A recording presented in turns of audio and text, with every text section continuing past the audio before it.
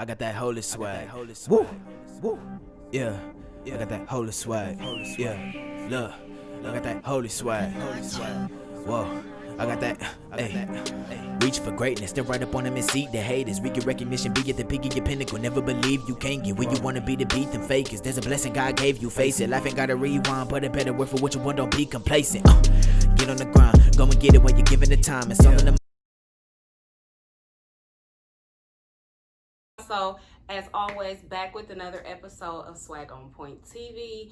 And today, I'm having girl talk with my girl. Hey, Jasmine. Hey, girl. So, if you know me, okay, you know I come with two Jasmines and a Shay. And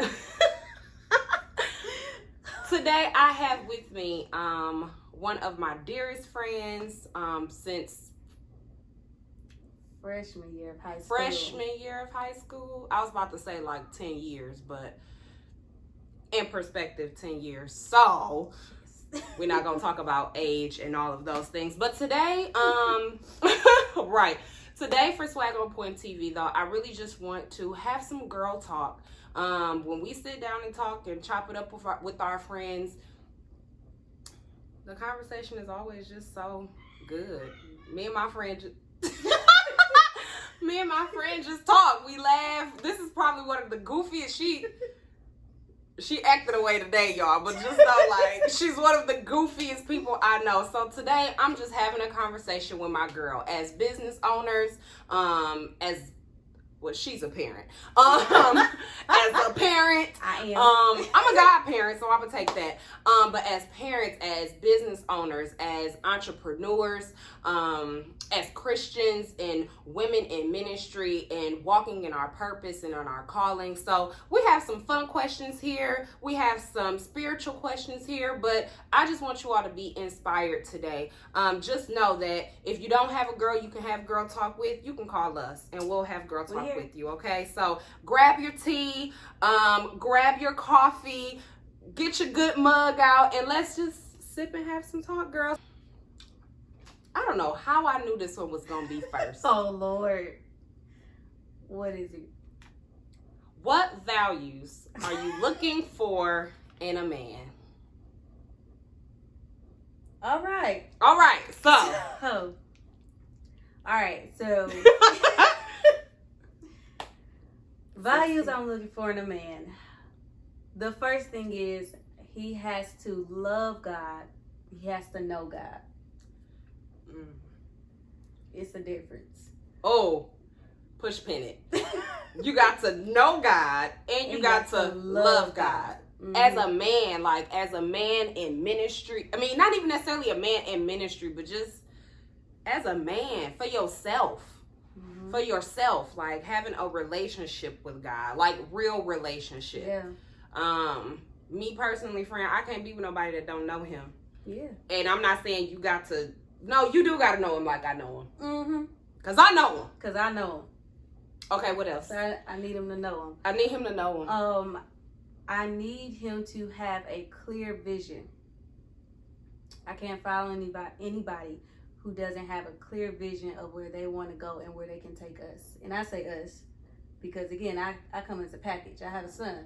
So I cannot be with anyone who does not have a vision of where we can go. Right. A man that can lead. Mm-hmm. Our fathers are leaders. Yeah. You know, like real talk. The examples that we have as men are leaders. Mm-hmm. And so I definitely agree. I want nothing less than somebody that can lead me and lead me intentionally. Yeah. Like don't have me telling you how to lead me. Yeah, because that's annoying. Yeah. I'm gonna leave that right there. Okay.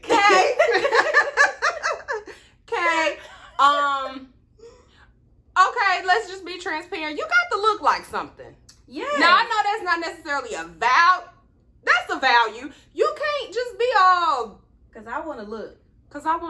I need you to compliment me. Yes. Compliment me. You gotta, put yourself together. You need to be neat in the way that you dress. Take value in how you look, in your appearance, like your facial hair, your haircut, if you have hair.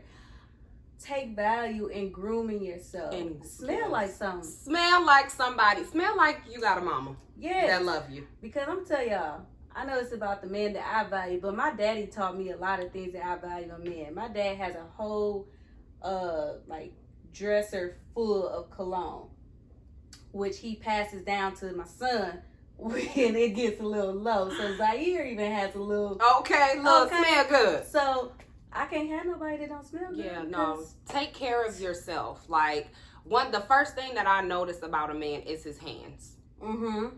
So, and it's not to say you can't be a hard worker, or I want a man that will work, that will, I guess, do what's imperative and necessary for his well-being. Mm-hmm. However, the upkeep of your everything, head to toe, baby, matters. Mm-hmm. I think one more value, if I would have to add one, is being goal oriented. Yes. Like, aside from us, or aside from what we have established, like, what are you doing with yourself? Mm-hmm. Yep. What kind of goals have you set for yourself for you to be successful and ambitious and in achieving the things that God intended for you to achieve? Are you walking in calling, in purpose? Yeah. Walk in that. But that go back to that relationship and having an intimate relationship with God. That's what I look for in a man. Yes. That's why you're my friend, girl. Because you're my friend, girl. Okay. What we asking next? You want to ask the next one? Absolutely. Let's see. Sorry. How do you live an all-in life with God? An all-in life with God. How do you do that? Because I'm all in. Because Miranda Curtis said it best. She said, I'm all in. We'll play that today. That'll be our song. Got it. Make sure you download that. We'll drop the link soon. But what's the question? How do you live an all-in life with God? Every day. A prayer lifestyle. Y'all, I've probably said that every single episode of Swag on Point TV. Every episode. I'm talking about our prayer life. I was having a conversation with a friend, and one thing that we said was, you should pray you should literally be praying as much as you breathe. Yeah. Like, it should just be that much of a habit. So you're like a prayer life. That's how I know that I'm all in with God. Yeah. Because I pray all day. Yeah.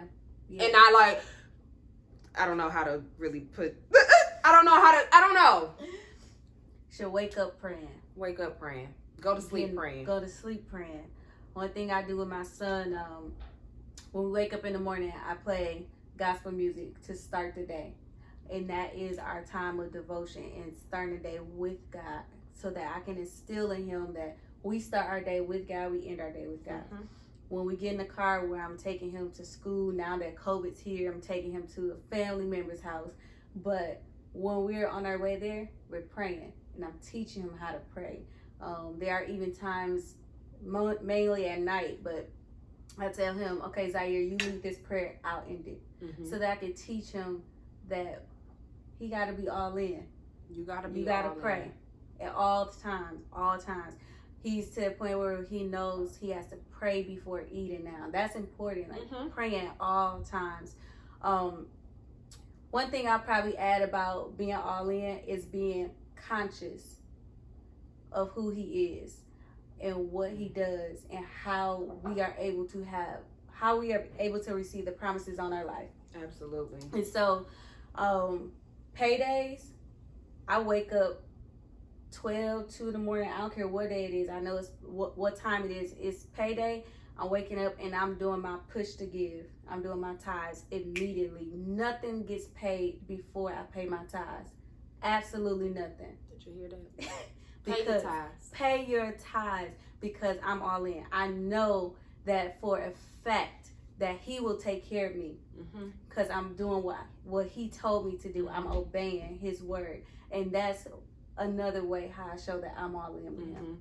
And know that you will reap what you sow. Mm-hmm. You will reap those blessings in harvest. Like, God has so much for us, and when you decide to be all in with God, when you decide to say, God, I give you everything. Yeah. Because I know that I cannot, like, y'all, we go through too much stuff. Yeah. It's too much happening in the world. It's so much going on to where it's like, how am I literally living, moving, and breathing without God? How am I doing that? Yeah. How you? Yeah. And without even, like, we don't acknowledge it. Mm-hmm. It's almost like we okay with just going through the day-to-day motions without acknowledging God for who He is. Right. Right. So stay intimate with Him. Stay intimate with Him. Stay intimate with Him. All right, y'all. I like that one. That's Stay good. all in with God. Stay all in. That's a word for somebody. I don't know. That's a word, but know that even when things like, and I know we're going to the next question, but even when things seem blurry and a little confusing, trust Him.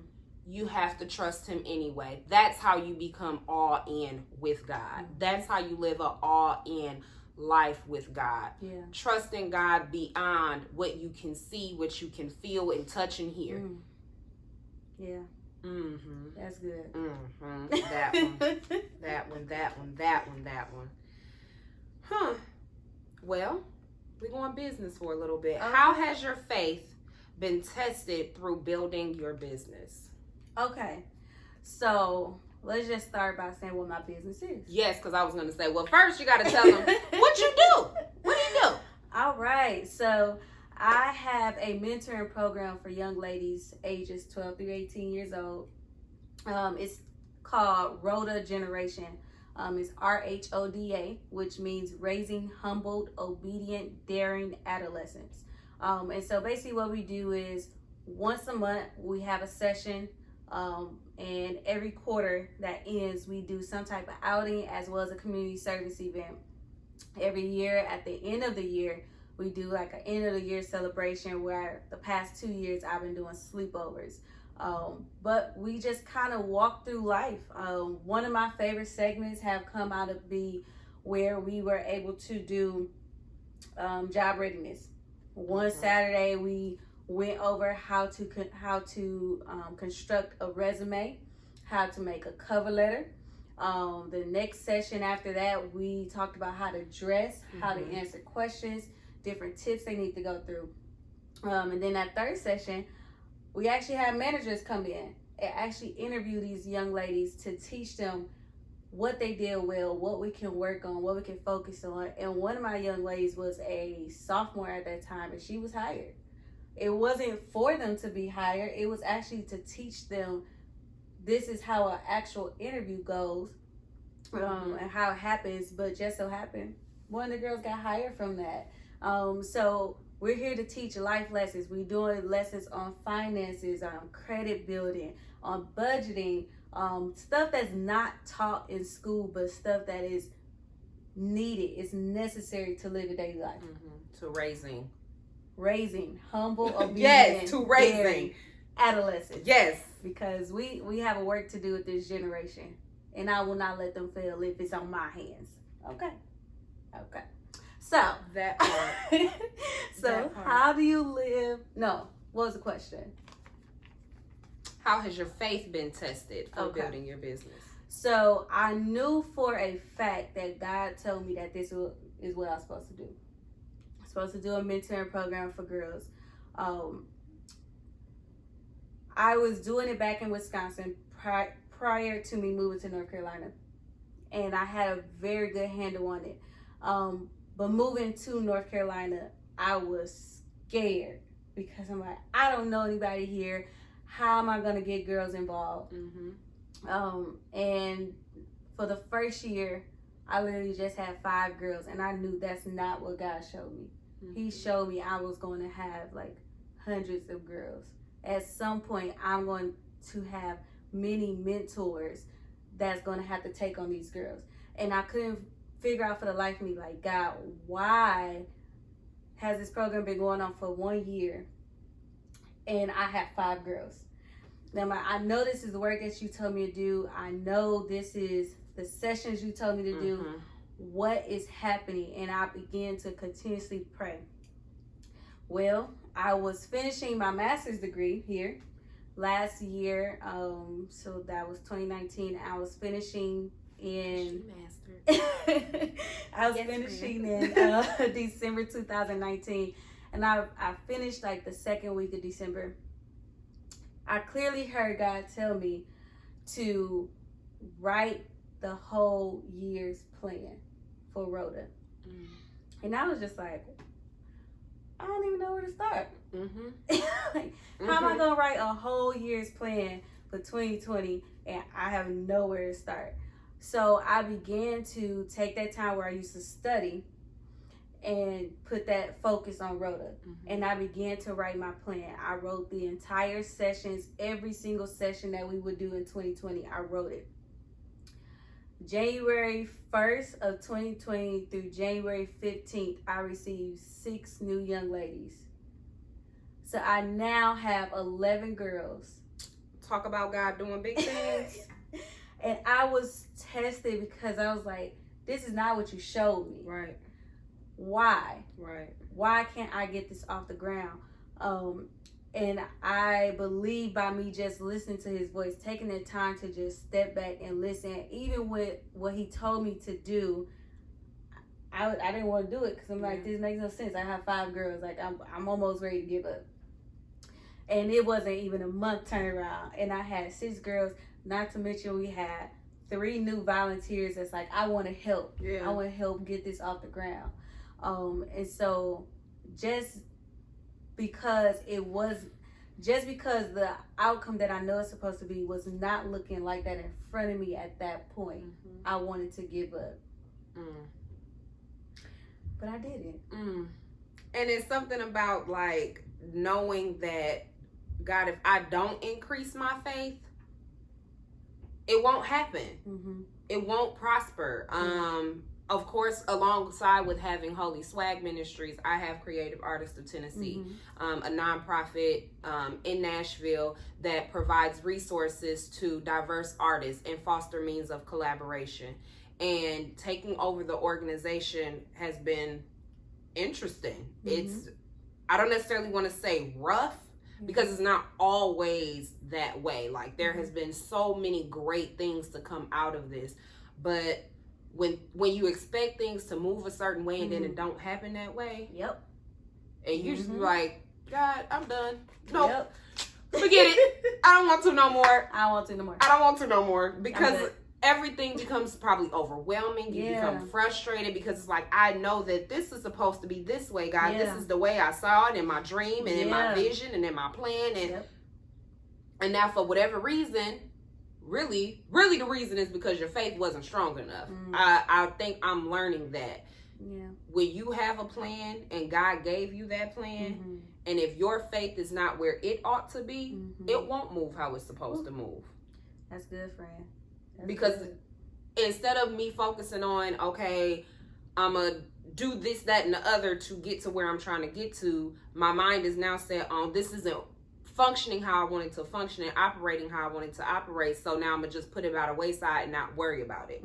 But that's because I lost my faith. I lost my knowing that I serve a purpose to instill impact in others. Like, but you have to be able to know, like, God gives you that. That comes with having real faith. And like I just said before, like, knowing when I can't see something, I can't. I don't see it. It's not right here. How do I get there? It's not right here. It's not in black and white anymore. So now I'm doing everything to not focus on moving it forward. So I just would say with that, like, know that in building business and in branding and marketing and all of those things, if God gave you a vision to start that business, write that book, know that your faith may be tested. Know that. Know that that's a part of the process. Say that again. It's part of the process. It's a part of the process. Yeah, girl. Because at 28 years old, running businesses and having families and doing those things is so much that can happen and transpire, but you have to keep your faith and you have to keep your faith and stay in position. But that also comes with being prepared. And if you are prepared if you're prepared for the test of faith, you'll overcome the test. Yeah. You'll pass the test if you're prepared for the test. Yeah. Somebody write that down. You'll what did I just say? You'll pass the test when you're prepared. That's how you overcome. But you have to know that in order to be in a season, in a place of preparation, you have to have some crazy faith. Yeah.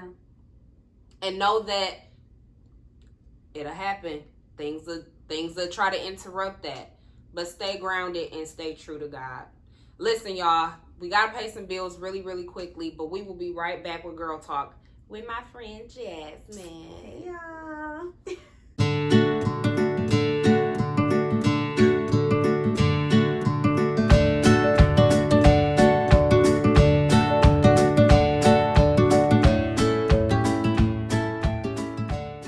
All right, y'all. Girl Talk is back in session. What's our next question, Jazzy? All right. What is one thing you're super thankful for and don't acknowledge enough? That I'm super thankful for? Lately? Girl, that's why this Girl Talk, okay? This is rated G for God. Amen. Yes, I like that. Yes. What is one thing that I'm super thankful for that I don't acknowledge enough? Honestly, for separating. Oof. Like, thank God for what he didn't allow to happen. You touching on it, Ashley. I'm just saying. But I'm thankful for that, and I don't feel like I give God enough credit. And I guess I'm kind of going more of the spiritual route with this one. Like, I don't give God enough credit for blocking the things that he blocked. Because I wouldn't have the people that I have. I wouldn't be where I am today if I really breakups that I'm like, no, we were supposed to be forever. Right. Right. So, and to that point, I guess I'm grateful for what God blocked. Because God blocked it. God blocked it. Mm-hmm. Yes. He didn't let it be so. He did not let it be so. And you got to thank God for what he don't allow Woo! to come to pass. God, you're good. God, you're so good. And so we thank you. So I'm really going to work on thanking God about that more too. So that's one of them for me. But for two, I'm going to shout out my church, The River, Durham. That's my church. Okay. Because The River and my Bishop Ronald Gabi, and First Lady, Pastor Carla Gabi, they are amazing. They are amazing people. And just being at that church, having the courage to choose a church that my parents didn't, and walking in that and being okay, and knowing that I have grown so much spiritually since I've been there. And November this year, be 4 years that I've been there. Really? I have grown so much. So I probably don't thank the church and my bishop and First Lady as much as I should. Yes. They are people for real. They text me and check in on me and just make sure we doing good. Yes. Emails, and even the praise team that I'm on, like that part of the family of being in church. I'm grateful. Yeah. And I'm thankful. Yeah. Well, we want to. Okay. Where are you planning to travel when outside opens back up? You don't go to Nashville, girl. Okay, come see me, friend. See Fred. Come see me. I'm coming. Cause I'm like, I'm on the way. What we doing? Where we going? I'm going to Atlanta, and let me just say this: place. as an adult, I don't think I've ever just been to Atlanta just to kick it and hang out. And so, yeah, I want to go to Atlanta. Talk about a time you struggled to see God's bigger plan for your life. And it's gonna be Big. Hey. Okay. I would actually have to say this time as well. And I say that on a business level, because I just told y'all how God had told me to plan my whole entire year for my sessions with Rhoda. We even planned out our community service events this year. We planned out our outings this year, planned out fundraisers, and none of this is happening. And I'm like, so what's up, God? So now what? What you doing, God? Okay. And so I feel as though it is a time where now God is trying to teach me how to reconstruct in the event of. Okay? And so it's difficult because I'm not a person that likes to, don't do that. I'm not a person that likes to, I don't like change. I got my mindset on something, I'm going straight. And so when it goes crooked, go left, What when you I'm doing, not ready, God? I'm like, I wasn't ready for that. What you doing, God? What's that? What's that? What's that? going on? What's that? What's that? Pause. And so I'm in that time right now. But thanks be unto God that He has given me people like Ashley. And He has given me people like my parents and my advisory board, where we're able to sit and talk and say, okay, how can we restructure Rhoda for the time that we're in right now? Right. And so doing that, the bigger picture is now I got two ways of holding Rhoda. Get around those things. Navigate around. I'm so grateful for you. I'm grateful for you. This is my one friend. When I say we can call and have business meetings at any time of the day. At any time of the day. And I'm grateful for women like that in my life. I'm grateful that your swag is lit. Because they help keep my swag lit. But you help keep my swag lit. Do I keep your swag lit, friend? You do, friend. Well, that's why this is Swag on Point TV. Swag on Point TV, y'all. We out. Have a good day. He been watching my back and I'm letting them know it's a fact that I got that holy swag. Counting my blessings, giving me speed and they giving me strength and they giving me power to fight through the rain. And I'm thanking the Lord for the gift that He gave me. This is a lifestyle. I would never let nobody play me out of it. Like no other really, they be wild. And I'ma let the blessings rain down. That's holy swag. Yeah, got that holy swag.